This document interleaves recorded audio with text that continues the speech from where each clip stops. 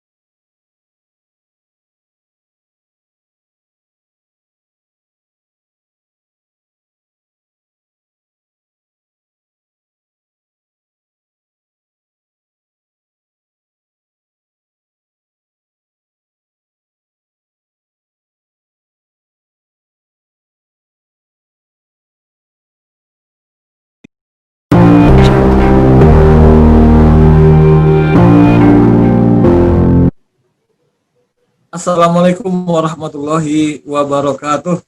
Waalaikumsalam warahmatullahi wabarakatuh. Alhamdulillahirabbil alamin wassalatu wassalamu ala sayyidil mursalin wa ala alihi washabbihi ajmain nabiyina Muhammadin as'adil makhluqin shadiq wa'dil amin. Selamat kembali dengan Scholar Table Academic TV. Pada kesempatan kali ini kita akan menyajikan edisi spesial memperingati wafatnya salah seorang guru bangsa, salah seorang tokoh yang sampai hari ini belum tergantikan, yakni almarhum Kiai Haji Abdurrahman Wahid. Dan hadir bersama kami Akademik TV pada malam hari ini ada dari Tembilahan, Isnu mewakil dari Isnu Inhil Pak Sudirman Siswanto. Assalamualaikum. Waalaikumsalam warahmatullahi. Dan tamu spesial kita untuk mengulik bagaimana tokoh yang ini kita peringati wafatnya atau haulnya adalah Kiai Haji Ahmad Suwaidi. Selamat malam Pak Kiai. Selamat malam. Assalamualaikum. Alhamdulillah sehat semua. Alhamdulillah sehat. Jadi kita tahu bahwa sudah kurang lebih Kiai Haji Abdurrahman Wahid wafat tanggal 30 Desember dan tahun 2009. Artinya kurang lebih sudah 11 tahun bang. Ya. 11 tahun hari ini bangsa kita kehilangan salah satu tokoh yang luar biasa yang banyak memberikan inspirasi bagi semua kelompok yang ada di Indonesia. Untuk melihat bagaimana sosok beliau, mungkin kita mulai dari kesan-kesan dari tamu-tamu kita pada malam. Ya, mungkin kita mulai dari Pak Sudirman yang barangkali pada malam hari ini akan memberikan bagaimana Pak sambutan ataupun bagaimana kata-kata dari seorang ketua ISNU di Indragiri Hilir. Silakan Pak Sudirman. Baik, terima kasih. Assalamualaikum warahmatullahi wabarakatuh. Waalaikumsalam. Bismillahirrahmanirrahim. Innal hamda wa syukran lillah wassalatu wassalamu ala Rasulillah wa ala alihi wa ashabihi wa mawalah. Allahumma shalli ala sayyidina Muhammad tibbil qulub wa dawaiha wa afiyatil abdan wa shifaiha wa nuril absar wa dhiyaiha wa ala alihi wa ashabihi wa barik wasallim. Awal permulaan kata dengan membaca basmalah, kemudian bersyukur atas nikmat Allah yang melimpah ruah dengan berucap alhamdulillah. Kemudian tentunya tidak lupa pula kita berselawat kepada baginda Rasulullah. Mudah-mudahan kita akan mendapatkan syafaatnya di yaumil akhirah dan kelak mudah-mudahan akan bersamanya pula di surganya Allah. Tiada lain diantaranya dengan memperbanyak membaca selawat Allahumma salli ala sayyidina Muhammad wa ala ali sayyidina Muhammad. Mudah-mudahan kita semua terhindar dari segala macam wabah dan musibah dan tentunya seluruh kegiatan kita ini mudah-mudahan bernilaikan ibadah di sisi Allah Subhanahu wa taala. Amin ya Allah ya rabbal alamin. Yang saya hormati dan kami muliakan narasumber Kiai Haji Ahmad Suaidi. Kemudian juga yang saya hormati dan kami banggakan moderator kita pada diskusi kali ini. Tidak lupa pula kepada sahabat-sahabat, para akademisi, para pemirsa Akademik TV dimanapun berada. Mudah-mudahan insya Allah kita semua dalam ridha dan berkah Allah Subhanahu wa taala.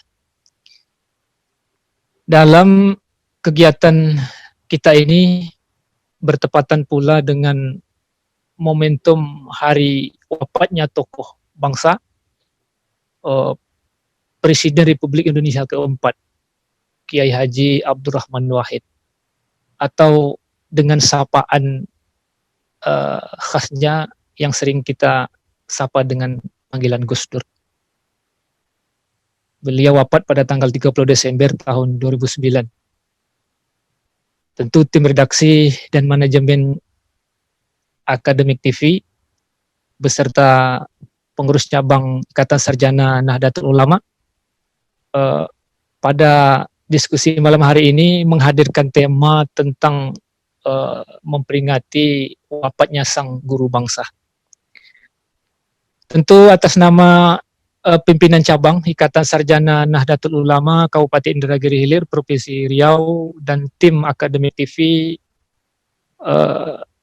mengungkapkan rasa kebanggaan dan rasa kebahagiaan. Karena dalam agenda kita kali ini bisa menghadirkan narasumber yang konsen dan kompeten dengan tema terkait, yaitu Kiai Haji Ahmad Suaidi. Saya pikir beliau tentu merupakan sosok yang luar biasa, figur yang berkaliber nasional maupun internasional. Kemudian persoalan kita sampai hari ini, atau kalau bisa kita bilang persoalan bangsa kita hari ini, yang tetap hangat bisa kita bicarakan adalah terkait tentang intoleransi, kemudian yang berkaitan dengan persoalan krisis kemanusiaan, persoalan nasionalisme, kemudian persoalan kesetaraan dan persoalan keadilan, dan banyak persoalan-persoalan kebangsaan lainnya. Saya pikir tentu sangat menarik dan tetap relevan jika dalam momen ini melihat kondisi hari ini kita kaji kembali. Artinya kita paparkan kembali pokok-pokok pemikiran dan kiprah almarhum ini. Kiprah sang guru bangsa ini, Kiai Haji Abdurrahman Wahid. Karena beliau telah mengajarkan banyak hal kepada bangsa ini dan kita semua, hampir semua aspek.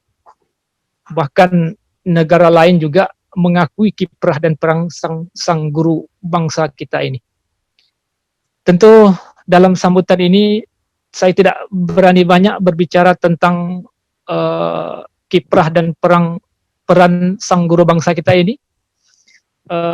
Akhirnya barangkali saya banyak-banyak mengucapkan terima kasih kepada Pak Kiai atas waktunya untuk hadir dalam kegiatan kami ini. Mudah-mudahan acara kita ini bermanfaat untuk bangsa dan negara ini. Wabil khusus bermanfaat pula untuk kaum akademisi Indonesia, lebih-lebih lagi kepada para sahabat-sahabat anggota ISNU Indonesia dimanapun berada. Terima kasih juga buat moderator, buat tim manajemen. Semoga Akademik TV kedepannya semakin jaya dan selalu di hati. Itu saja, lebih dan kurang tentunya saya mohon maaf. Seperti biasa setelah sambutan dari saya juga minta izin hidden juga, biar diskusi ini antara moderator dan pemateri kita lebih fokus. Untuk itu saya sudahi dengan wallahul muwaffiq ila aqwamit thariq, billahi taufiq wal hidayah. Assalamualaikum warahmatullahi wabarakatuh. Waalaikumsalam warahmatullahi wabarakatuh. Terima kasih Dan demikian harapan-harapan serta pandangan dari seorang Ketua Ikatan Sarjana Nahdlatul Ulama, Pak Sudirman Siswanto. Mudah-mudahan apa yang telah disampaikan tadi, bahwa ISNU merupakan bagian dari yang tak terpisahkan dari sejarah hidupnya seorang guru bangsa, Kiai Haji Abdurrahman Wahid. Dan kembali kita kepada tema kita pada malam hari ini, dalam rangka mengenang wafatnya 11 tahun haulnya Gus Dur. Hadir bersama kita Pak Kiai Haji Ahmad Suhaidi, seorang anggota Ombudsman. Ini masih sibuk juga Pak akhir tahun. Ya lumayan. Beliau sangat kompeten dalam tema kita hari ini karena beliau adalah seorang termasuk pendiri ya Pak ya dari Wahid Institute juga Wahid Foundation. Kita berharap malam hari ini banyak sisi-sisi dari yang mungkin belum banyak orang yang tahu tentang bagaimana seorang guru bangsa memberikan banyak sekali inspirasi dan juga kebaikan dalam kehidupan bangsa ini. Pak Kiai, kita mungkin mulai dari hal yang besar dulu, sosok secara umum dulu. Bagaimana sosok beliau secara umum dalam pandangan Pak Kiai? Silakan Pak Kiai. Ya, terima kasih Pak Bambang Hermanto dan Pak Sudirman Siswanto, juga akademik TV ya pada umumnya. Saya senang sekali bisa bergabung pada kali ini untuk kedua kalinya, dan saya merasa mendapatkan kehormatan untuk ini. Jadi Gus Dur itu saya kira tokoh kemanusiaan bukan hanya dalam konteks Indonesia dan Islam, tapi secara internasional ya.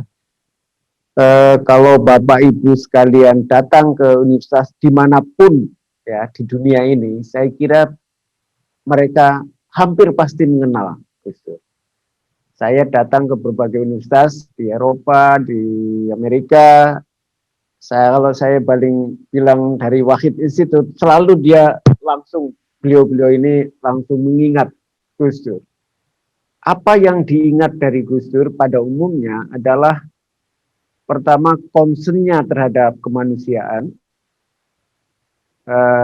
Yang kedua, pemikir Islam yang progresif, yang kalau dibandingkan dengan pemikir lain adalah Gus Dur yang menerima dan merangkum semua pemikiran. Maksudnya tidak mengkotak-kotakan pemikiran.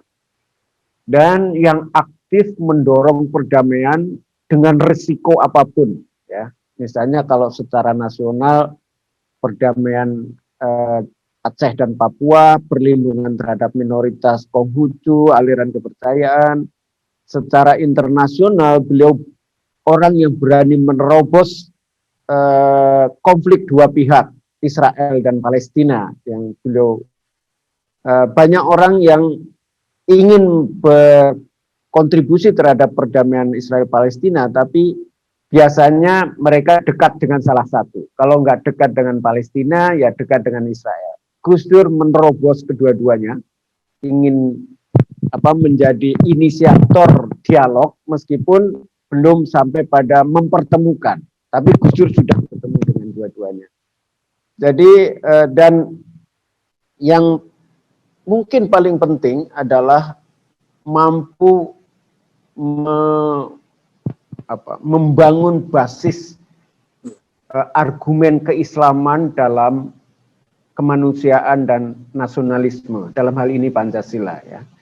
Kalau Pancasila dan Bhinneka Tunggal Ika di masa Soekarno, Hatta, Syahrir dan lain sebagainya, tentu mereka punya andil besar didasarkan pada argumen sekuler, maka Gus Dur memperkuat nasionalisme, Pancasila, Bhinneka Tunggal Ika dengan argumen Islam yang progresif dan inklusif. Saya kira titik tolak itulah yang saya kira menjadi kita sekarang ini lega dan lapang untuk menghadapi tantangan-tantangan masa depan, baik yang lokal maupun yang internasional. Ini menarik ini Pak Kiai. Ya. Saya menangkap bahwasannya semua orang melihat bagaimana progresifnya berpikir seorang Abdurrahman Wahid.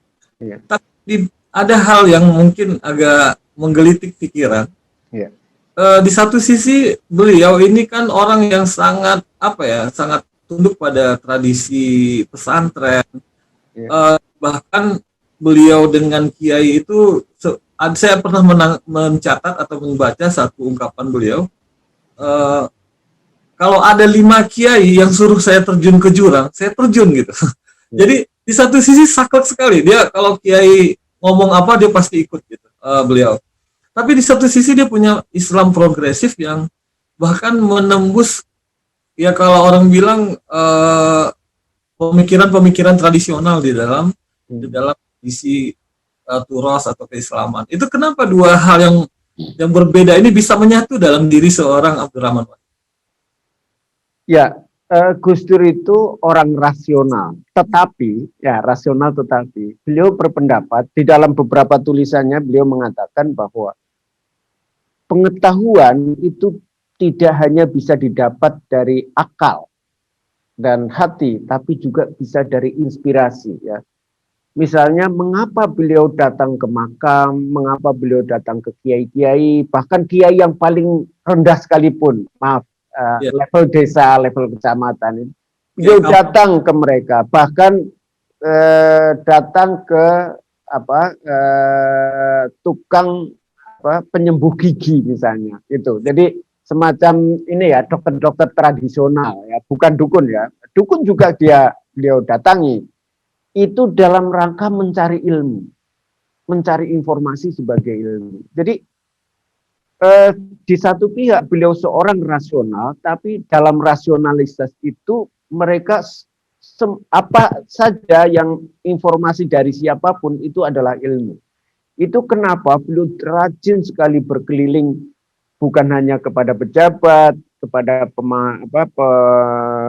pengambil keputusan, tapi kepada rakyat biasa dan kepada makam, ya. Jadi beliau bisa belajar dari orang meninggal juga gitu.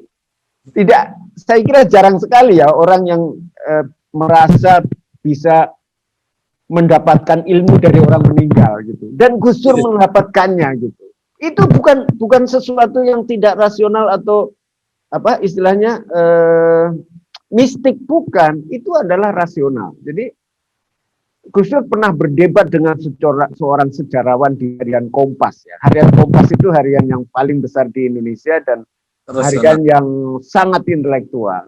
Tapi terjadi perdebatan tentang sumber ilmu dan sumber informasi dalam sejarah. Gus Dur mengatakan bahwa sumber sejarah bukan hanya yang tertulis, tapi juga cerita rakyat, cerita ini informasi-informasi lain gitu. Jadi saya kira di sanalah saya kira.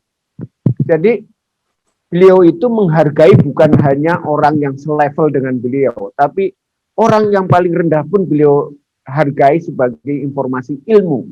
Itu.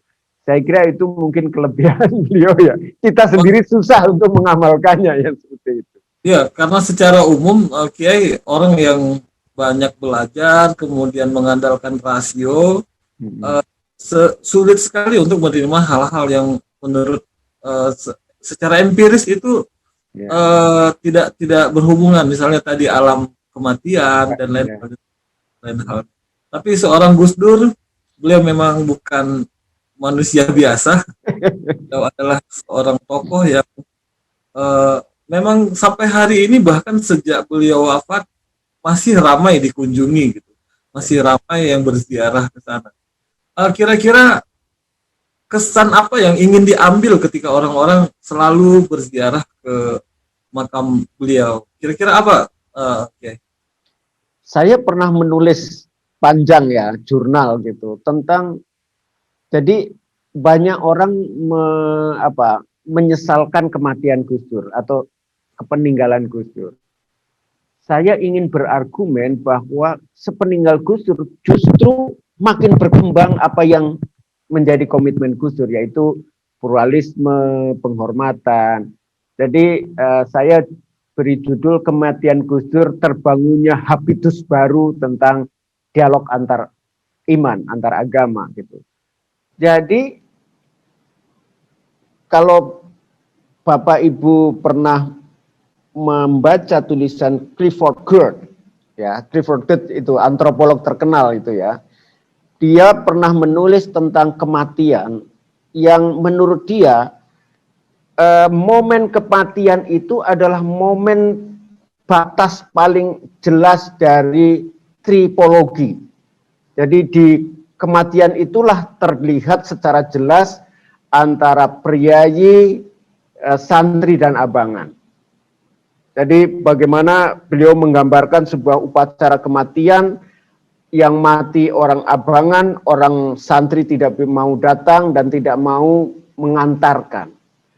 Tetapi dalam fenomena Gus Dur justru sebaliknya. Ketika Gus Dur meninggal, semua agama, semua label, semua ini adalah datang ke Gus Dur, ke kematian Gus Dur.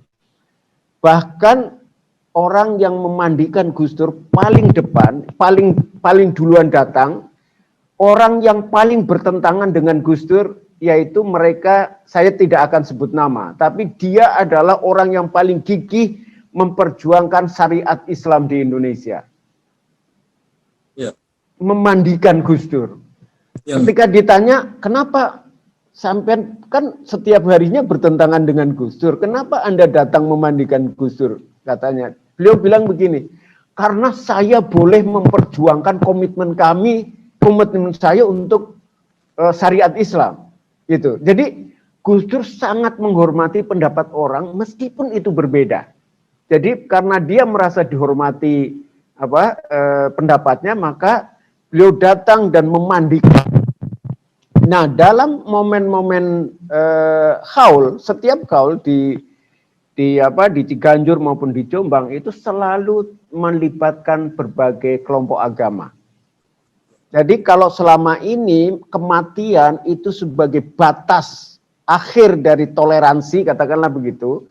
Bahkan maaf, antar kelompok pun seringkali tidak mau, meskipun datang ke rumah tapi tidak ikut mendoakan, kira-kira gitu ya. Misalnya ada perbedaan golongan kelompok antara salam dalam satu agama, itu saling secara sosial saling datang tapi tidak mendoakan. Tapi di momen Gus Dur semua mendoakan dan diberi kesempatan untuk berdoa.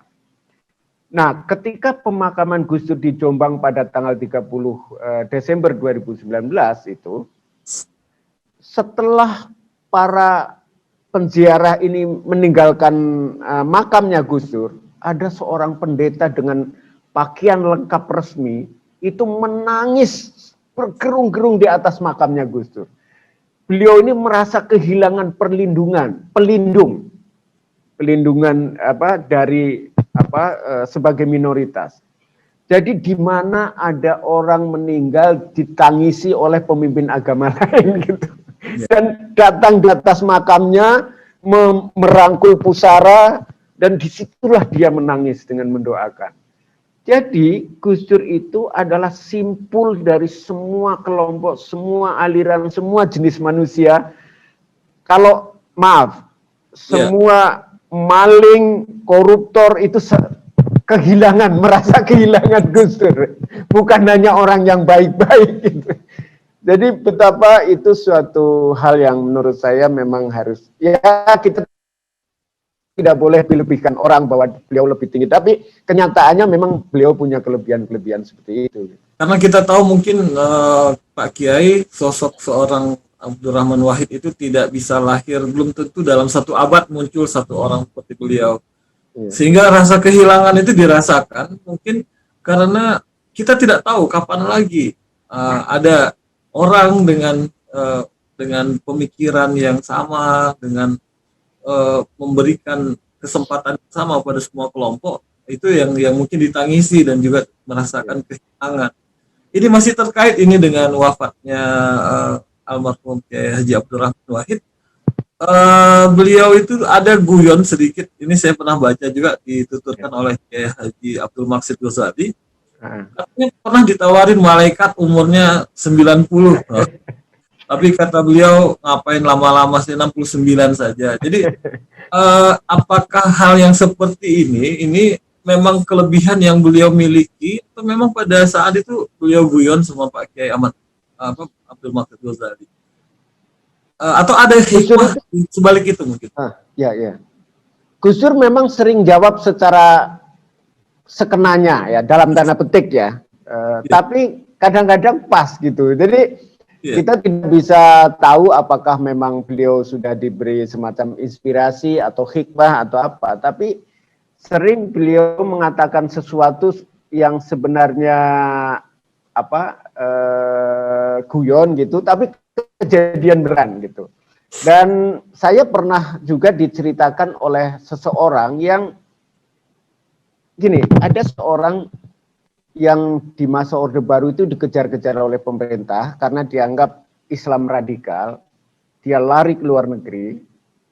Nah, ketika Gus Dur jadi presiden, terpilih jadi presiden di MPR itu, dia langsung beli tiket mau pulang. Ini saya kalau pulang pasti dilindungi oleh Gus Dur lah gitu kira-kira.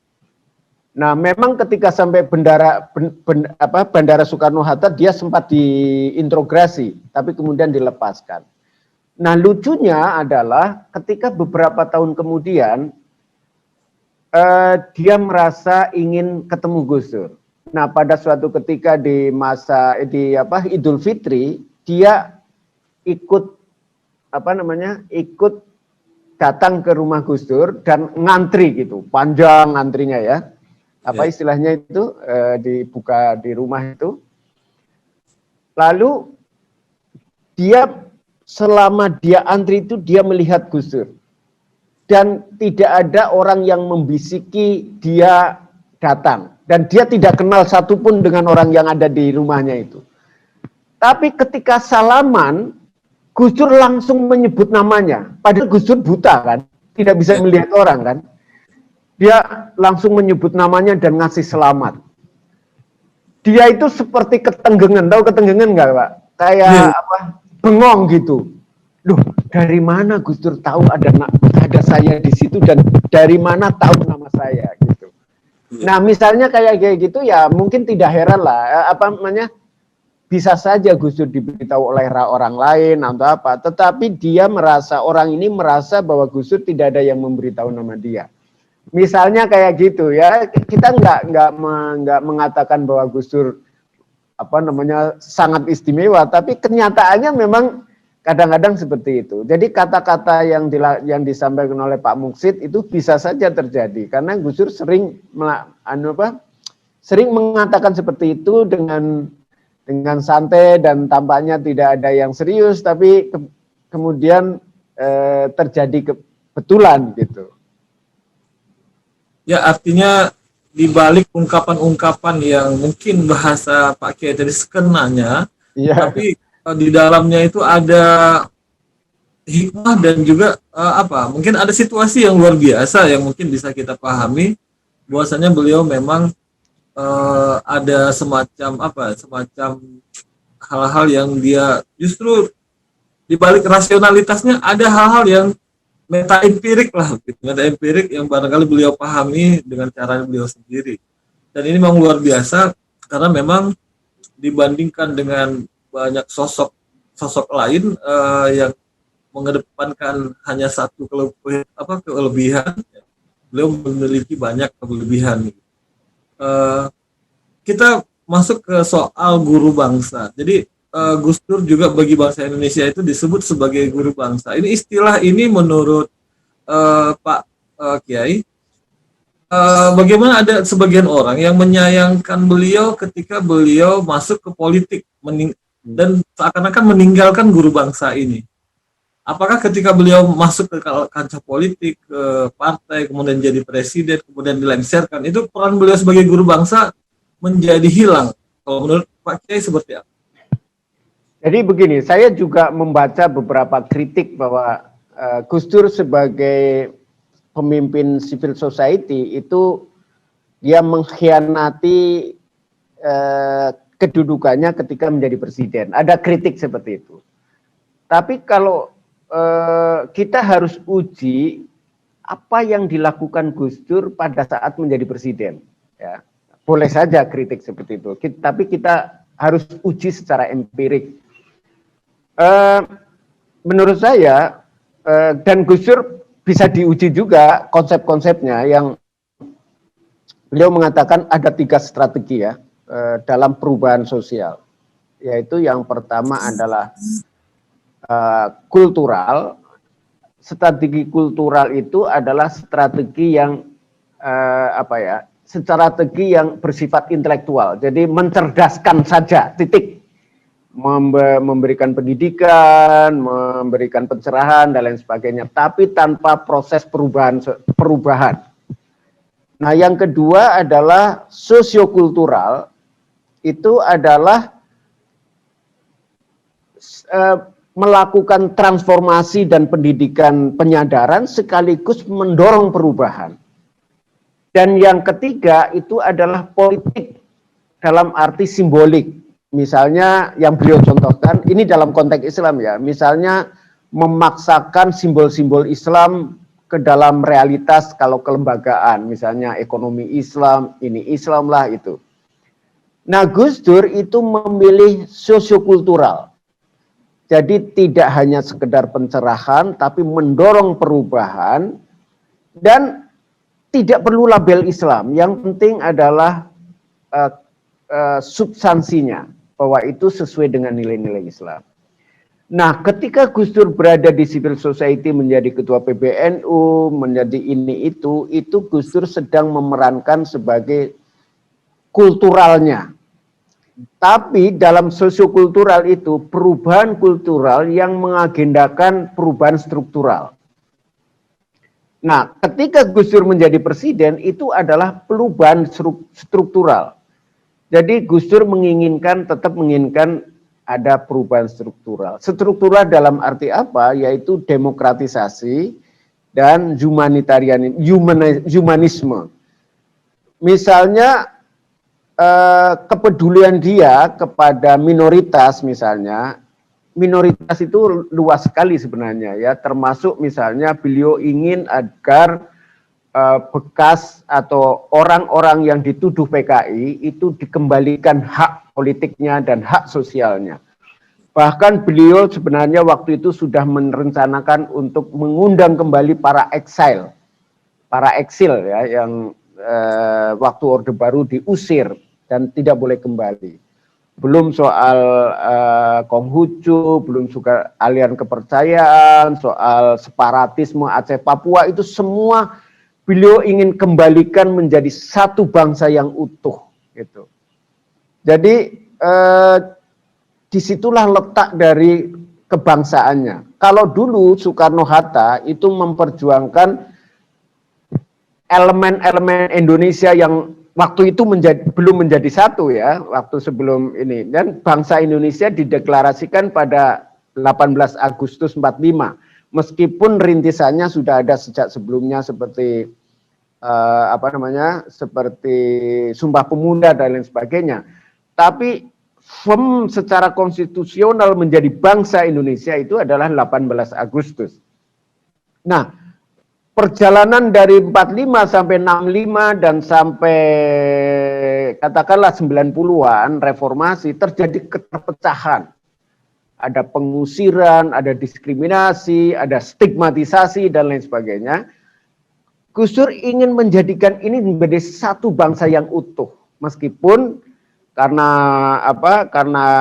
problem-problem politik sebelumnya memang belum tuntas, tapi visi itu masih ada. Jadi disitulah menurut saya peran Gus Dur dalam membangun bangsa, mempersatukan kembali, mensetarakan kembali. Dan jangan lupa basisnya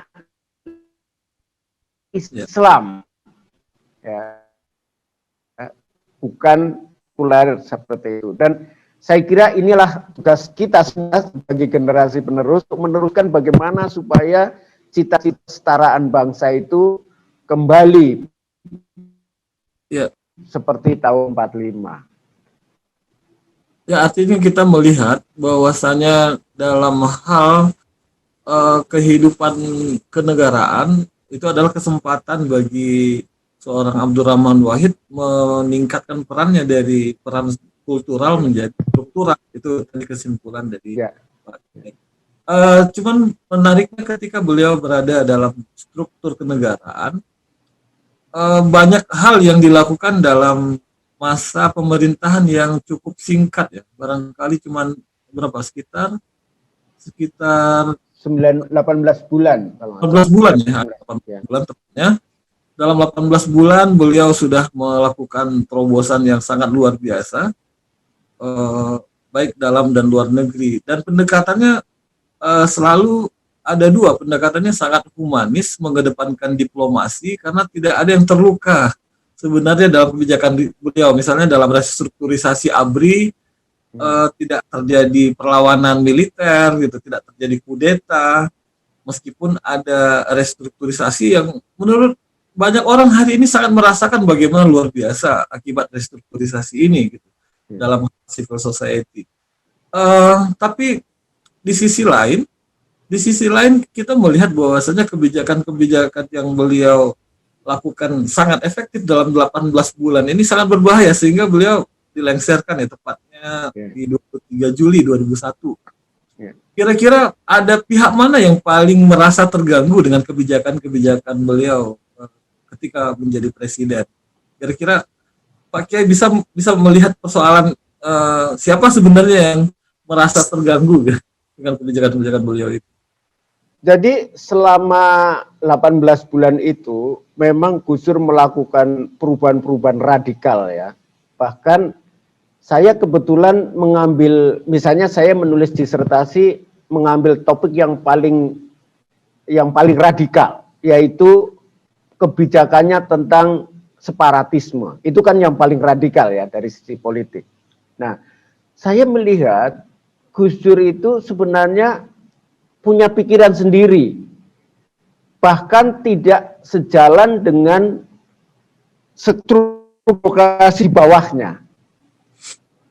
Ini pertanyaan yang mungkin mustahil bagi orang. Misalnya, bagaimana mungkin seorang presiden itu berpihak dan melindungi kelompok separatis? Tapi bukan tujuan untuk memerdekakan, justru tujuannya untuk mengambil hati gitu.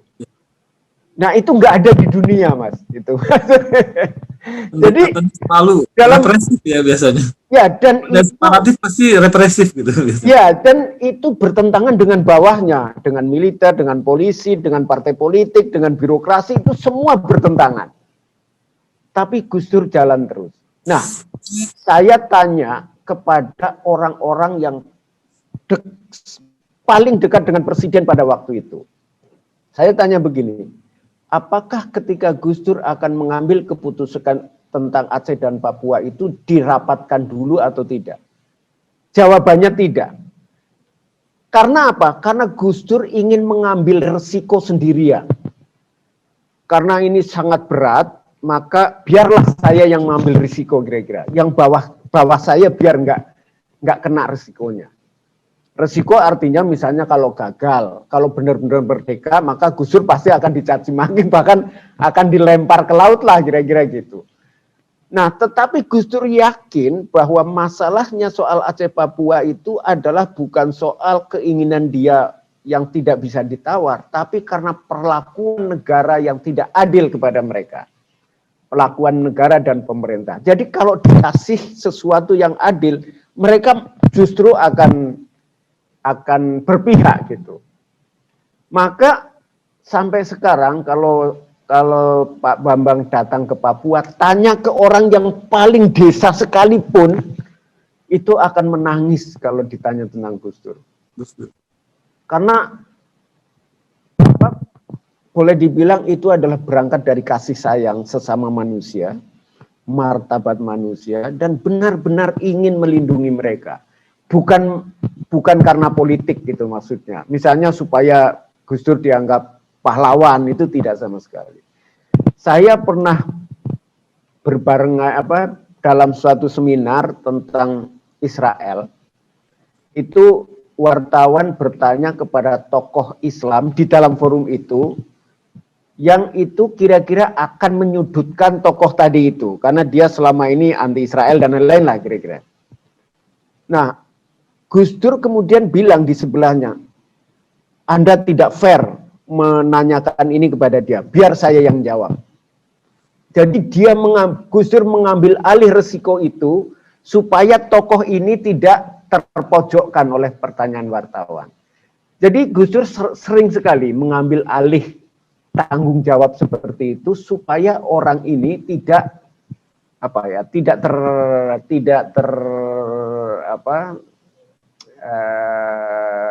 terjebak gitu. Dalam soal ini juga begitu, Gus Dur mengambil alih 100% dalam soal pengambilan keputusan ini. Dan beliau tidak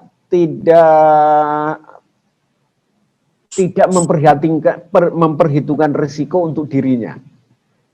Asal tujuannya tulus dan baik dan bisa diterima, maka ambil seluruh risiko. Kira-kira begitu. Ya. Jadi kita melihat bahwasannya pendekatan yang justru tidak populer, pendekatan yang sangat diplomatis dan tidak represif terhadap gerakan-gerakan separatis itu justru merupakan satu titik keberhasilan sebenarnya. Karena memang Aceh dalam penguasaan daerah operasi militer puluhan tahun itu tidak bisa direbut hatinya gitu. Papua juga kalaupun masih ada gerakan-gerakan itu hanya riak-riak kecil saja, tidak terstruktur seperti dulu lagi. Karena memang hari ini rakyat Aceh, rakyat Papua nyaman berada dalam NKRI. Ini peninggalan Gus Dur yang memang kita tidak tahu kalau seandainya pendekatan ini tidak dilakukan, sampai hari ini akan ada DOM, daerah operasi militer di Aceh. Di Papua akan selalu ada perlawanan dengan OPM. Jadi luar biasa. Pak Kiai, kita bergeser sedikit soal Abdurrahman Wahid Institute, kemudian ada ini juga ada Wahid Institute, ada Gus Durian, kemudian ada banyak kelompok-kelompok yang masih mengafiliasi kehidupan beliau gitu. Kira-kira munculnya kelompok-kelompok atau institusi seperti yang Pak Kiai pernah inisiasi dulu, Wahid Institute dan Wahid Foundation, itu arahnya ke seperti apa? Apakah ingin melestarikan nilainya atau ingin mendorong supaya muncul tokoh-tokoh yang seperti beliau? Seperti apa sebenarnya keinginan? Jadi dalam kasus Wahid Institute misalnya ya, waktu itu kami berpikir, saya Greg Barton sama Mbak Yeni itu berpikir bahwa waktu itu Gus Dur sudah tidak menjadi ketua PBNU dan tidak menjadi presiden, meskipun masih menjadi waktu itu ya di PKB ya, tapi gerakannya menjadi terbatas karena di politik, maka perlu kaki-kaki civil society gitu, perlu kaki intelektual dan perlu kaki civil society, terutama adalah untuk regenerasi. Maka salah satu program yang terpenting dari Wahid Institute adalah mendorong para kiai-kiai lokal ini untuk menjadi gusur-gusur kecil gitu, gusur-gusur di wilayahnya masing-masing. Kami melakukan workshop, training, diskusi, seminar, dan lain-lain untuk menciptakan itu. Bahkan waktu itu kita membuat istilah kiai organik gitu, kiai yang hidup di tengah masyarakat tapi berpikir besar untuk kesejahteraan masyarakat gitu. Jadi kita punya dalam tanda petik kader Gus Dur seperti itu. Dan intinya adalah bagaimana supaya figur itu terus berkembang ya, terus memasyarakat dan seterusnya. Kami merasa bahwa sekarang ini tidak perlu lagi program khusus. Kaderisasi pemahaman Gus Dur itu seperti berjalan sendiri, itu seperti roda yang otomatis. Maka muncul ada Gus Durian, ada waktu itu saya sempat mendirikan juga Abdurrahman Wahid Center di UI, dan sampai sekarang sudah masih ada sebenarnya, tapi agak turun sedikit. Pada waktu itu kami cukup gencar dan ingin memasukkan agenda-agenda yang dipikirkan Gus Dur tentang kemanusiaan, tentang pembelaan kepada yang lemah dan lain sebagainya ke dalam satu pemikiran intelektual, dan itu bisa diterima oleh mayoritas Universitas Indonesia gitu. Dan saya kira sekarang ini pemikiran Gus Dur meskipun tidak eksplisit menyebut Gus Dur, tapi pemikiran Gus Dur itu menyebar dan makin relevan ya. Tadi saya diskusi dengan Ansor, itu teman-teman Ansor bilang pemikiran Gus Dur itu makin lama bukan makin rapuh, tapi makin relevan gitu.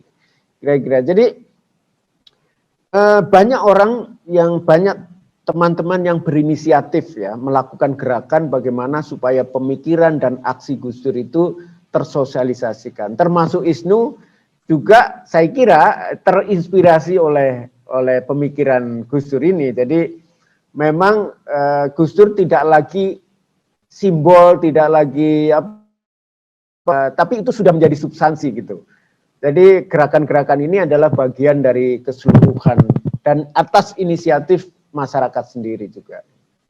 Iya. Jadi kita lihat setelah berkembangnya banyak foundation, institut ya, dan juga gerakan-gerakan sosial ya termasuk ISNU ini Ya. yang ingin berafirmasi dengan pikiran-pikirannya yang luar biasa dari almarhum.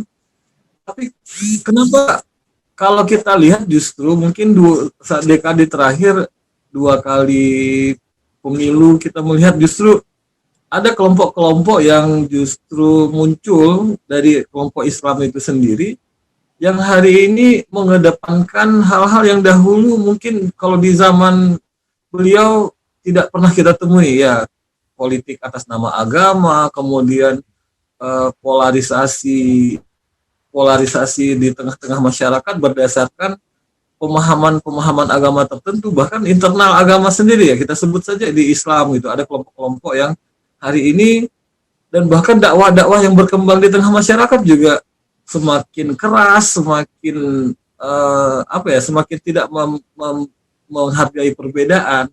Itu kira-kira apa bisa kita mengatakan ternyata Wahid Institute, kemudian Wahid Foundation dan yang kelompok-kelompok NU yang berafirmasi tadi tidak mendapatkan tempat di masyarakat, atau memang justru mereka ini sedang menguat muncul karena memang ada kepentingan-kepentingan politik. Seperti apa nih Pak Kiai melihat? Ya, jadi itu sebenarnya fenomena umum dalam perubahan ya, dalam globalisasi katakanlah begitu. Jadi gejala seperti ini bukan hanya karena agama dan bukan hanya di Indonesia ya.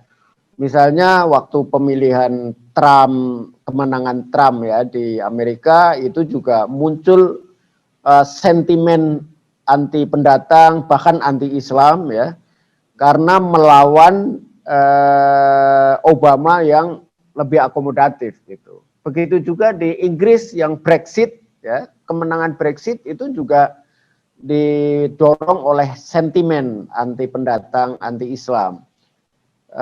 Di India ya dengan Narendra Modi itu bahkan dia kampanye anti-Islam secara terang-terangan, kemudian setelah jadi Perdana Menteri kedua dia membuat undang-undang kewarganegaraan yang secara eksplisit diskriminatif terhadap Islam misalnya gitu. Jadi ini fenomena populisme dan globalisasi secara umum. Nah, tetapi di Indonesia itu sebenarnya lebih banyak pengaruh dari luar kalau saya lihat ya. Hampir tidak ada radikalisme dan sentimen politik ini yang lahir muncul dari bawah, dari rakyat, dari sesuatu yang genuine itu nggak ada. Hampir semuanya adalah pengaruh dari luar. Karena dari kita punya 2 pengawal ini ya, NU Muhammadiyah, kulturalnya sudah dibangun Pak Kiai ya. Ya, justru itu seandainya waktu itu Gus Dur tidak mengintrodusir secara kuat tadi itu ya, pemikiran kesetaraan, pemikiran pluralisme, pemikiran Islam inklusif, itu mungkin fenomena yang mereka lebih besar sekarang ini. Justru karena sudah diantisipasi sebelumnya sehingga sudah ada patok-patok pencegahan ya. Misalnya ya seperti ISNU bergerak di bidang intelektual dan para sarjana ya untuk membendung mereka dengan cara strategi sipil bukan strategi represif kan. NU di kalangan masyarakat, Ibnu di kalangan pelajar, Ansor di kalangan pemuda. Jadi ini seperti bergerak sendiri, bergerak otomatis mencegah mereka. Nah, karena mereka tidak bisa dihilangkan sama sekali karena itu bagian dari arus global. Tapi karena basisnya sangat kuat, mekanismenya juga sangat kuat, NU dan Muhammadiyah dan lain sebagainya, sehingga mereka sebenarnya hanya kecil saja. Tidak, misalnya kalau kita bandingkan dengan negara-negara di Timur Tengah lah katakan, bahkan dengan Malaysia. Malaysia itu jauh lebih represif dan jauh lebih Islamis ya, memang Indonesia. Misalnya kenapa di Malaysia tidak pernah ada kekerasan kepada Syiah dan Ahmadiyah, sementara di Indonesia ada? Bukan karena Indonesia lebih keras, tapi di Malaysia itu sebelum ada dibunuh dulu. Itu. Jadi Ahmadiyah dilarang, Syiah dilarang, jadi nggak ada kekerasan, tidak ada gitu. Nah di Indonesia itu diberi peluang. Dan setahu saya NU misalnya belum pernah memfatwakan sesat kepada kelompok lain karena memang kebijakan memang tidak membenarkan ya. NU juga tidak melegitimasi bahwa Syiah itu benar, Ahmadiyah itu benar, tapi tidak boleh dilakukan penyerangan dan difatwa sesat gitu. Jadi kita berbeda dan mereka mungkin tidak selamat, tetapi mereka adalah bangsa Indonesia. Jadi intinya adalah basis Indonesia atas inklusi, basis Indonesia atas perlindungan kepada kewarganegaraan itu sudah sangat kuat. Karena itu tidak bisa ditembus oleh, ya mungkin ada 1%, 2% ada, tapi itu kan sebenarnya iya betul. Jadi kasuistik gitu.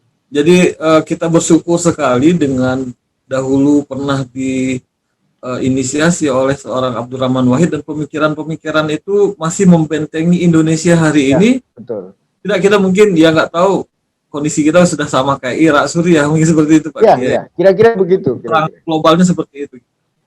Jadi Pak Kiai, kalau melihat kondisi hari ini, berarti kita pada titik kritis kita membutuhkan sekali bagaimana pluralisme dan Islam inklusif itu kembali dikembangkan di tengah-tengah masyarakat, terutama masyarakat Muslim. Sementara tokoh-tokoh yang mengedepan ini di tengah masyarakat kita itu justru tokoh masyarakat kita sedang ini ada euforia keislaman gitu.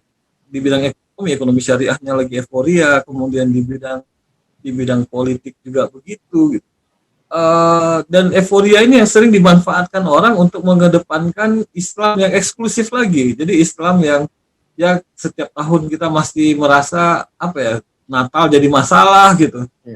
Kemudian juga isu toleransi kita walaupun beberapa kasus dapat diatasi dengan baik, poso dan lain sebagainya, tapi sampai hari ini masih kesan-kesan benturan antar kelompok itu tetap masih digaungkan. Jadi bagaimana cara kita yang paling efektif menurut Pak Kiai seperti apa menghadapi situasi hari ini supaya tidak bertambah buruk? Seperti apa Pak? Ya, Gus Dur itu ini kelemahan kita sekarang ini ya. Gus Dur itu mengkombinasikan paling enggak ada 4 sumber ya. Yang pertama adalah sumber Islam klasik. Yang kedua adalah Islam lokal, Islam historis di Jawa atau di Nusantara. Yang ketiga adalah Islam modern, Islam pasca penjajahan lah gitu. Yang keempat adalah Barat. Barat itu bisa termasuk Amerika Latin dan lain sebagainya. Jadi 4 kekuatan sumber ilmu inilah yang dipakai oleh Gus Dur. Dan karena itu argumennya sangat kuat. Tetapi kita hanya mengambil sebagian-sebagian gitu. Ada yang hanya ngambil Islam klasik, ada yang hanya ngambil Islam lokal, ada yang hanya ngambil Islam modern gitu, ada yang ngambil hanya Barat gitu. Nah ini masalah besar. Oleh karena itu kita memang harus serius ya. Maka misalnya saya terlibat di Fakultas Islam Nusantara Universitas Nahdlatul Ulama Indonesia di Jakarta. Itu Fakultas Islam Nusantara kira-kira ingin mengembalikan kombinasi 4 hal tadi ini. Jadi misalnya ketika kita berpikir tentang fenomena modern dan fenomena global, itu kita tidak pernah mengingat tentang metodologi Islam klasik. Padahal Islam klasik inilah sebenarnya yang bisa memberikan solusi bagi problem sekarang. Metodologi Islam klasik itu adalah metodologi pemecahan masalah yang paling krusial pada saat itu. Ada yang boleh disebut sebagai era fitnah kubro lah, katakan gitu ya, di masa lalu.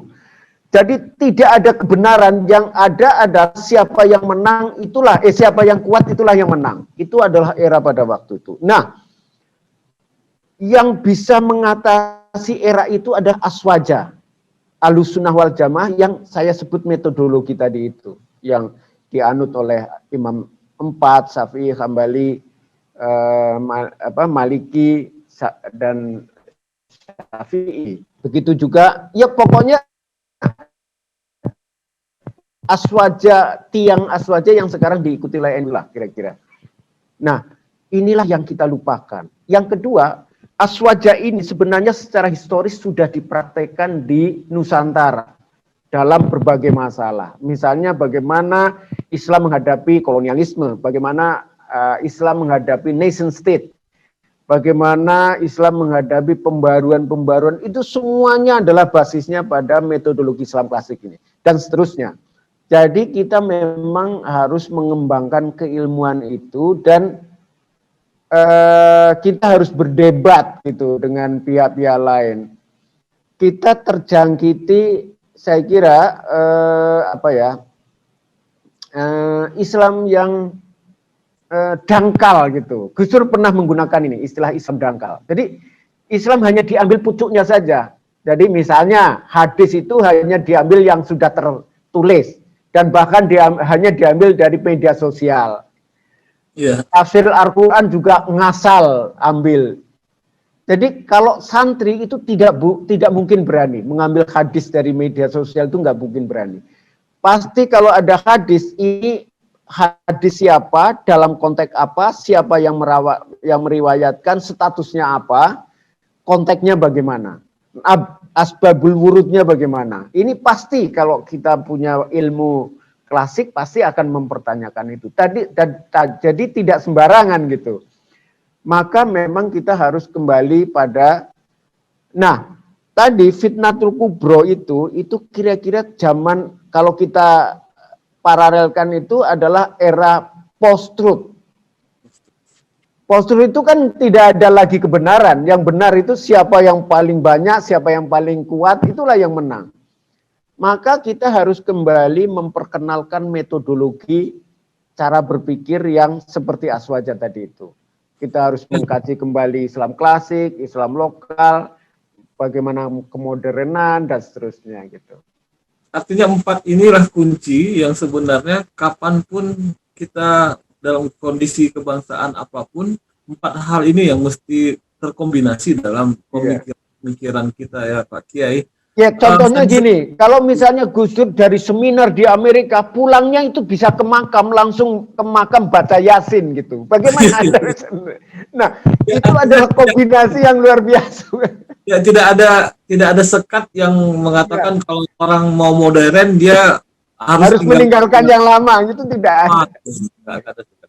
Jadi luar biasa, kita sudah sampai di ujung ini karena memang acara Scholar Table ini durasinya 10 menit. Pak Kiai, mohon di akhir kami mohon mimpin doa buat beliau almarhum Kiai Haji Abdurrahman Wahid, mudah-mudahan ditempatkan di sisi Allah di tempat yang terbaik. Mohon Kiai pimpin doa, mudah-mudahan nanti. Saya kira kita cukup baca Fatihah, tapi marilah kita benar-benar berpikir ya, beliau itu bukan orang yang semata-mata rasional, tapi juga bukan orang yang hanya percaya begitu saja. Semuanya dirasionalkan, tetapi semuanya kembali kepada kearifan lokal. Maka mari kita bersama-sama belajar seperti beliau belajar, bahwa kita tidak bisa mencapai seperti beliau, itu adalah batas-batasnya tertentu. Tapi insya Allah dengan begitu kita akan berada di jalan beliau lah kita. Mari kita bersama-sama mengucapkan Fatihah, lahul Fatihah. Alhamdulillah.